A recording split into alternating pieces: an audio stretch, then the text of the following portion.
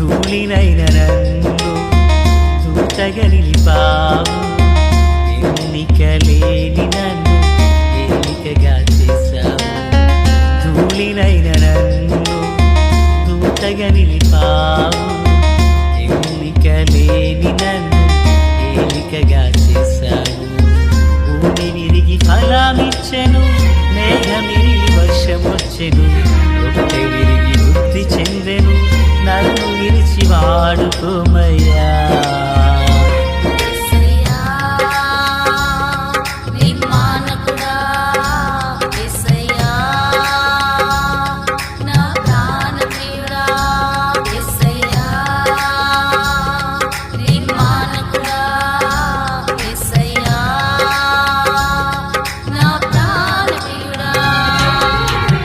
ధూళినైన నన్ను దూతగా నిలిపావు, ఎన్నికలేని నన్ను ఏలికగా చేశావు.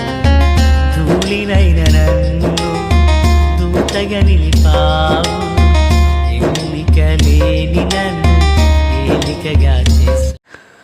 ప్రభు అయినటువంటి యేసుక్రీస్తు వారి పరిశుద్ధమైన నామములో తండ్రి అయిన దేవాది దేవునికి నిత్యము స్తుతియు స్తోత్రములు, మహిమయు ఘనతయు ప్రభావములు యుగయుగములు ప్రభు నాకే చెల్లును గాక.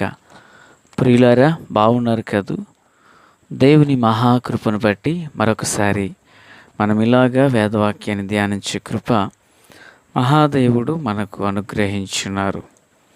ప్రియులారా, మనము జూలై నెల ఆఖరులో ఉన్నాం. మనకు ఆగస్టు మాసంలో ఉపవాస ప్రార్థన పండుగలు జరగనై ఉన్నాయి.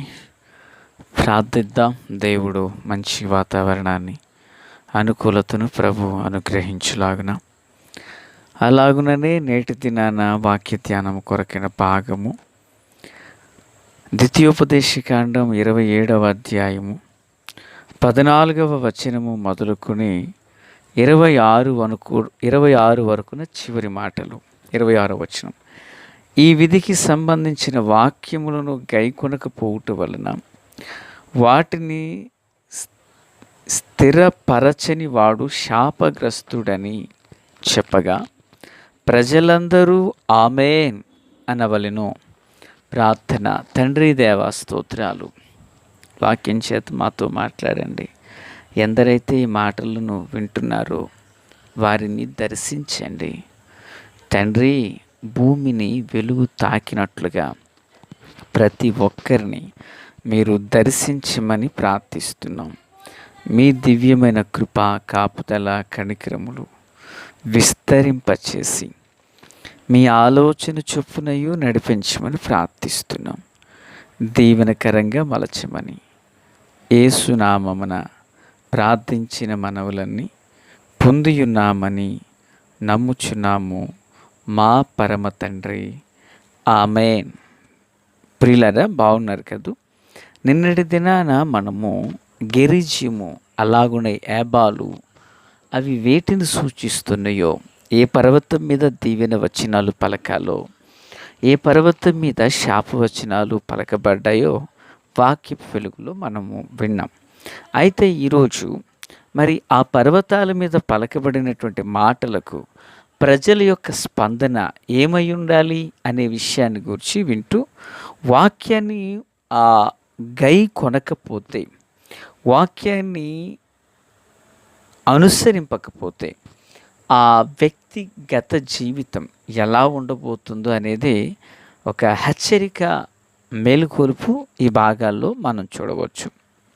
అయితే ఈ ఇశ్రాయేలు ప్రజలు యోర్దాను దాటిన తర్వాత వారు ఎలాంటి పనులు జరిగిస్తే వారికి కీడు సంభవించబోతుందో, ప్రజలందరూ కూడా ఆమెన్ అన్నప్పుడు అది ఒకవేళ శాపగ్రస్తమైన పని అయితే శాపవచనాలు పలుకుతున్నారు కనుక అది ఎంత నష్టాన్ని తెచ్చి పెడతాయో ఈ వచనాల్లో హెచ్చరికగా చెప్పబడ్డాయి. పిల్లరా, నిజానికి ఎక్కువ వచనాలే మనము ధ్యానిస్తున్నాము.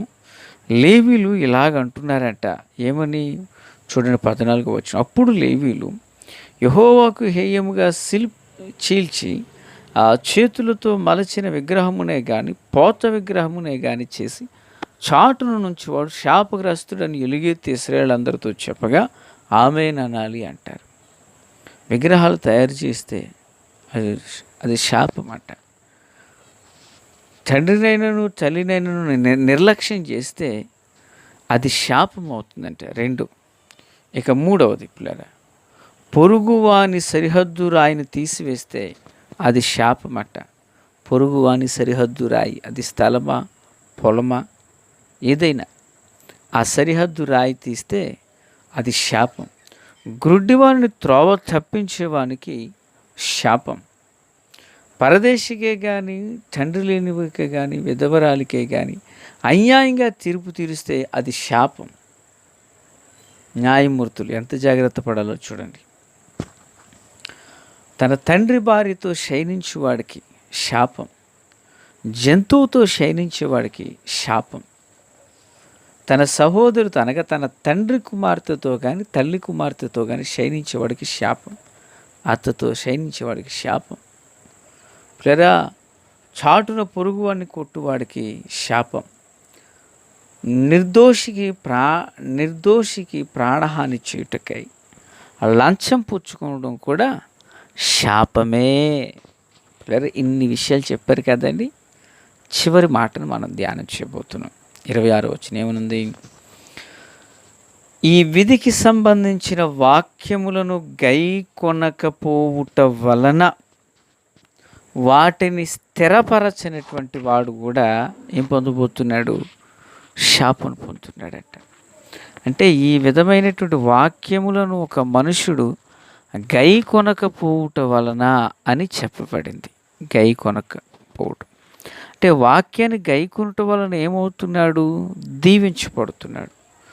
వాక్యాన్ని గైకొనకపోవటం వలన ఏమవుతున్నాడు? శాపగ్రస్తుడు.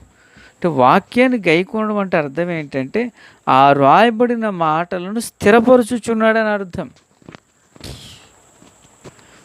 వాక్యాన్ని గైకొనటం లేదంటే రాయబడిన మాటలను స్థిరపరచక ఉన్నాడని అర్థం. ప్రియులారా, దేవుని మాటలను విని వాటిని గైకొనిన వారి ప్రతి జీవితంలో ప్రభువు మరింత మేలుకరమైన ఆశీర్వాదాలే దాచి ఉంచారు. దేవునికి మహిమ కలుగును గాక. మరింత ఆశీర్వాదాలే, మరింత దీవెనలే. అయితే ఎవరైతే దేవుని వాక్యమును గైకొనక వాటిని స్థిరపరచక ఉంటారో వారి జీవితాన అది ఒక వాక్యాన్ని నెరవేర్చని వ్యక్తికి అది ఆశీర్వాదాన్ని తీసుకురాలేకపోయింది. యాకోబు 2వ అధ్యాయము 10వ వచనంలో అంటాడు, ఎవడైనను ధర్మశాస్త్రమంతయు గైకొనియు ఒక ఆజ్ఞ విషయంలో తప్పిపోయిన ఎడల ఆజ్ఞలన్నిటి విషయంలో కూడా ఏమవుతున్నాడంట? అపరాధి అవుతున్నాడట. అంటే అర్థం ఏంటి పిల్లరా? అంటే అర్థం ఏంటి? స్వచ్ఛమైన పాలు బిందె ఉన్నా విషపు చొక్క ఒకటేస్తే విరిగిపోయినట్లే కదా. ధర్మశాస్త్రంలో ఉన్నవి అనేకమైనవి గైకొన్నా దేవుని ఆజ్ఞల విషయంలో ఒక్కదానిని అతిక్రమించుట వలన ఆజ్ఞలన్నిటి విషయంలో కూడా ఏమవుతున్నాడు?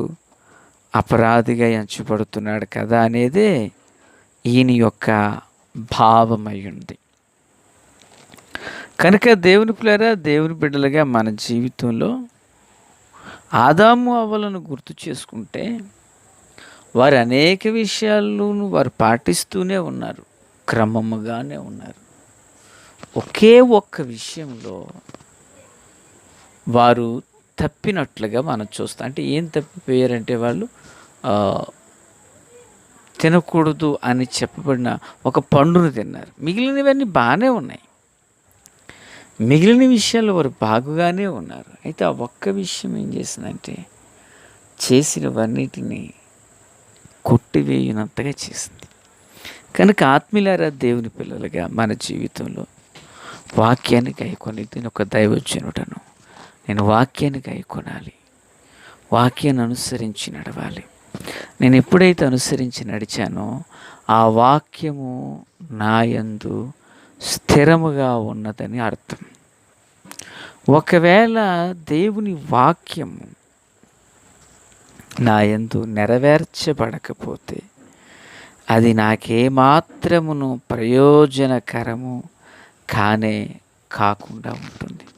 కనుక దేవుని పిల్లరా, క్రీస్తునందు నాకు అత్యంత సన్నిహితులారా, దేవుని పిల్లలుగా మన ఆధ్యాత్మిక దైనందిన చిన్న జీవితంలో, విశ్వాస జీవితంలో వాక్యాన్ని గైకొని వాక్యాన్ని అనుసరించడం మనకెంతో ఆశీర్వాదకరం అవుతుంది.